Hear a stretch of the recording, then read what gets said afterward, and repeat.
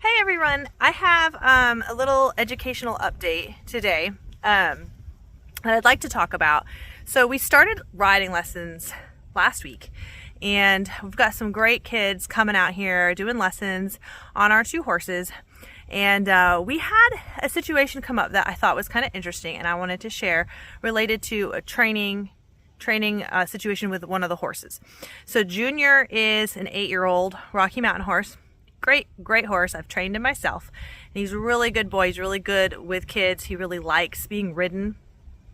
But one of the things we saw while we were leading him around with little kids on him and messing around with him was that he started to get really in our space, nosing at us and lipping on us and even starting to nip us a little bit.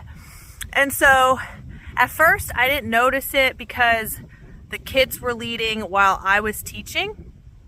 And then I led him one day and he was just a pain in the butt and driving me nuts, just nosing into me and just being a real pain. So I said, there is a problem here that we need to fix, because eventually nipping and nosing and mouthing on things is going to turn into biting. And so I talked to some of the students about it a little bit as it was in process, and they kind of recognized that, hey, he's kind of being funny about some things. They were on him, so they weren't in any kind of danger or anything like that. And for the most part, I just kept close to his head and observed his behavior. And so I did a little bit of research, did my due diligence, and thought through the problem a little bit. And so what I'm doing with him is every time I lead him somewhere, I'm doing it backwards.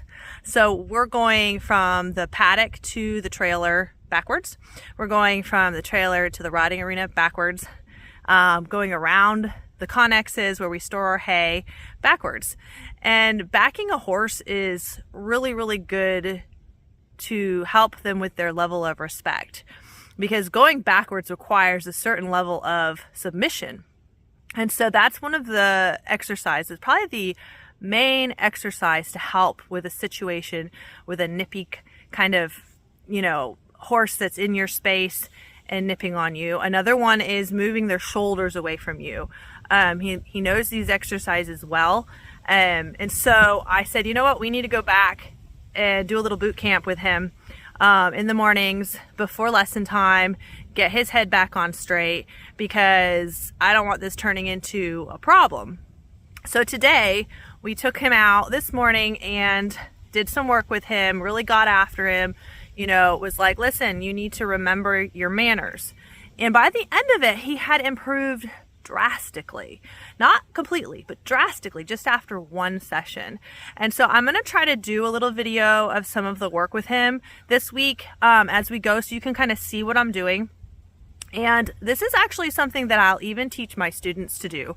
I'm going to have them where they have tools to be able to solve problems as they go. So they kind of can learn not just to basic riding, but to also problem solve when something comes up. And so I'll teach them how to back up the horses on the ground. I'll teach them how to do it under saddle. A lot of groundwork work to get that respect on the ground. That's a big area.